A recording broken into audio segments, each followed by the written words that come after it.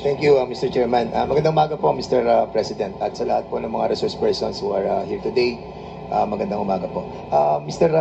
Chairman, Mr. President, sa inyo pong campaign promise, nasabi na po natin na 3 buwan, 6 na buwan po yung ating pong pangako. Pero umabot po ito ng 6 na taon. At dito po sa 6 na taon na to ay naganap ito pong mga allegation of the extrajudicial killing. Sa isang press con po na napanood ko po ay nabanggit niyo po yung reward system na binabanggit niyo po yung 3 milyon para po dun sa eradication ng drug lords. At meron din po kayo nabanggit doon sa 2 milyon naman po para po dun sa mga drugista. At meron din po kayong binanggit doon na second echelon na almost 1 million. Ito po ba ay totoo, Mr. President? Correct. They was fighting the drug war. Doon sa mga manufacturers, sinasabi ko talaga patayin ninyo. Patayin ninyo. Huwag na ninyong, basta maabot ka ninyo dyan sa factory na nagluluto ng Cebu, patayin ninyo. Yan ang utos ko. And I assume for responsibility. Okay, Mr. President. Yung mga nasa labas na naglakad, nanhuli, hindi yun. At yung actual nasa factory, sabi ko, ubusin nyo lahat. Lalo na yung mga aliens. And this happened in my city And in other cities in the Philippines. and you take full responsibility for this, Mr. President. I will go to prison for that, Mr. Sir. At yun po ay in terms of policy, yun po yung inyong sinasabi. Ito po yung polisiya ng ating gobyerno, and that's the reason why ito po yung inyong pinaninindigan. Correct, Mr. President? Isahin ko na lang, and I will not repeat it. I did it as a matter of principle to protect my country. That is the long and short of it. Kung anong tanong man ninyo. Mr. Chairman, recently lang po, si PNP Chief Marbil ay meron po siyang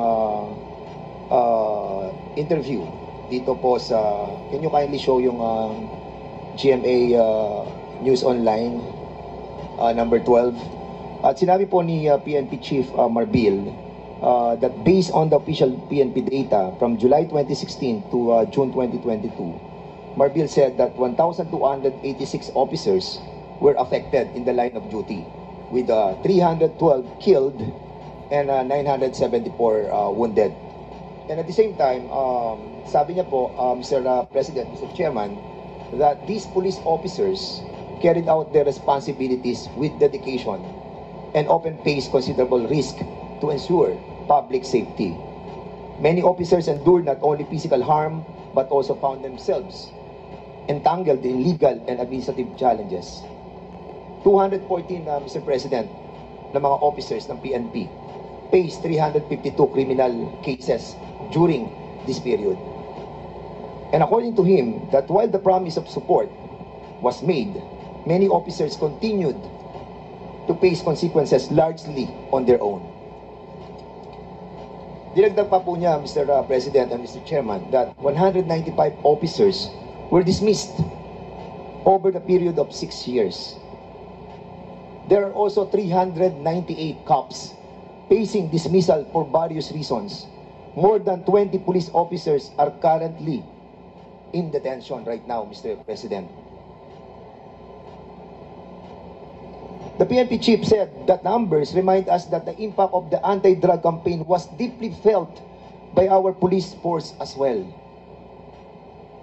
He noted that even as former President Duterte publicly committed to supporting those enforcing the campaign, he said there is no official record that these commitments were fully realized.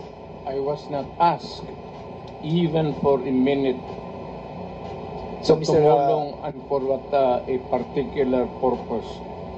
Then I will now make this promise.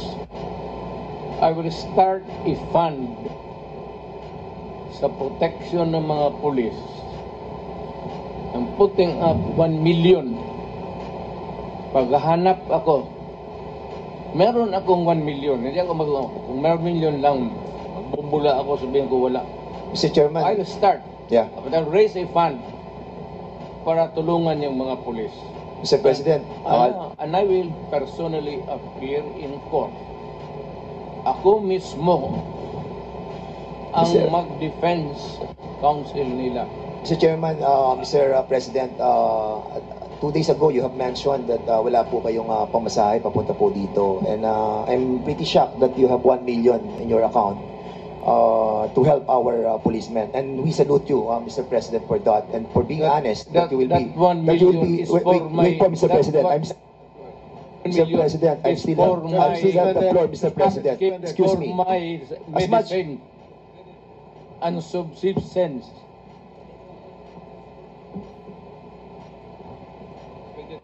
No, suspended tayo, suspended.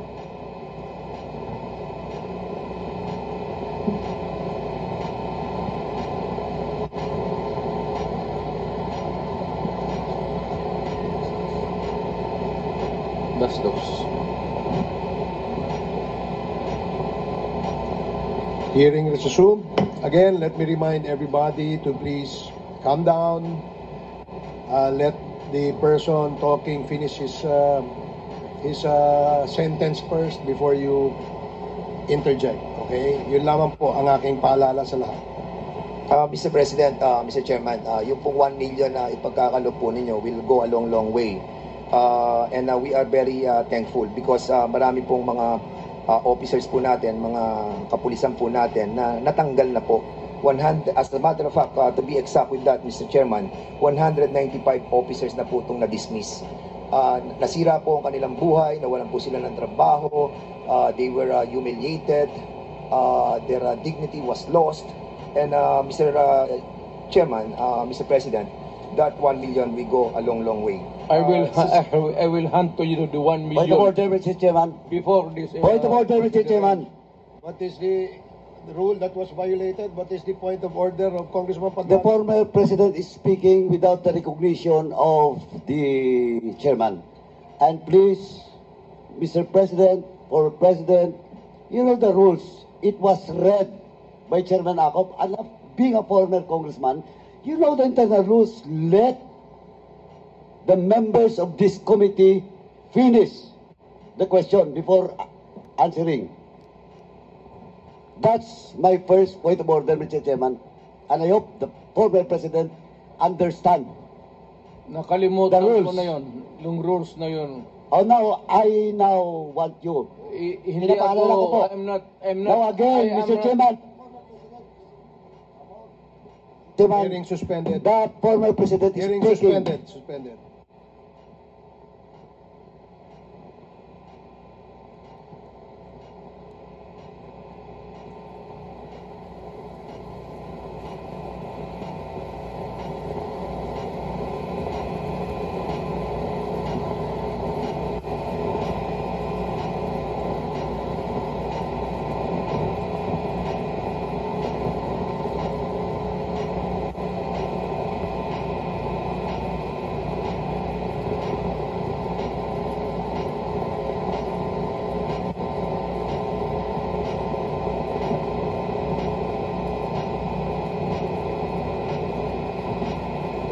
Hearing is resumed.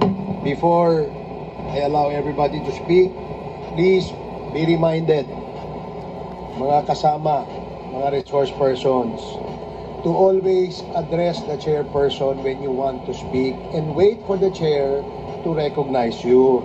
Para ho maganda yung communication, yung palitan po ng ating komunikasyon. Mahirap po kasi na nag-uunahan tayo magsalita, dadating po sa punto, nagtataasan na ho tayo ng boses, ayaw naman po nating mangyari yan because napaka maselan at napaka-importante nitong ating pinag-uusapan. I do request from our resource person to please address the chair first before we speak, and the same as well to the members. Now please address the chair. Let me be the traffic enforcer here. para malinaw at maayos ang ating hearing sa ngayong umaga. So I hope that I made myself clear, and I'd like to ask Congressman Paduano to please proceed. Hindi, Mr. Chairman, just a short manifestation lang po. Kasi po, before we start the interpellation, malinaw po na it was discussed to all resource persons and even to the members, the rules in this committee. And the former president is keep on violating that rules. Sabi ko na nga, he was then a former congressman and he knows the rules. Please respect this committee, Mr. President. And please, once again, that was my first point order, and I hope it will not happen again. Please wait for the recognition of the chairman before you speak. Thank you, Mr. Chairman. Thank you, Congressman Paduano. Your manifestation Mr. is noted. Chairman. Now we will proceed with Congressman Dan Yes. Fernandez. Mr. Chairman. Wait for the chair to recognize you first, please. I'm sorry, Mr. Chairman. Ulitin Sige po. po, Okay. please wait for the chair to recognize you before you speak. Now you are recognized, Congressman Dan Thank you, Fernandez. Mr. Chairman. Mr. Chairman, ang nabanggit po dito ay 195 officers were dismissed over the 6-year period. Ang tanong ko po, Mr. President, bakit ngayon nyo lang po ipagkakaloob yung 1 million samantalang na-dismiss na po ito pong 195 officers? I do not have the records. Sir, Wala po. hindi ako Polcom. So, hindi ko alam yan. But being the former president, sir, you have this I know that capacity. some policemen were dismissed. Because it was promised by you that you will, sabi niyo po ay sagot niyo silang lahat. But unfortunately, ito po nga po, nakita po natin, nagre-react na po ang PNP. And ang feeling po nila ay they were left alone, Well, Mr. President. if you're citing the records, then I would admit it. Na, yun, totoo yan. Yes, I agree with that. Walang problema. Sinabi mo eh. Hindi, I agree with that, Mr. President. But my question is, bakit po natin sila napabayaang katulad po nito? Sagot niyo po sila. Pero 195 na dismissed, 398 cops facing dismissal, 1,286 dead, at yung iba po ay wounded. Were we able to help them, Mr. President? Well, alam mo, sir, if you work for a government, there are rules to be followed. It is not just because you are a policeman that you're always correct. It is not safe to say that you are a mayor that you are always correct, that you rule the city by your own. Maraming nagkakamali, and there must be a reason for their dismissal. There cannot be a dismissal without a lawful ground. Kung napaalis yan, sir, meron talagang kasalanan. Hindi mo pwede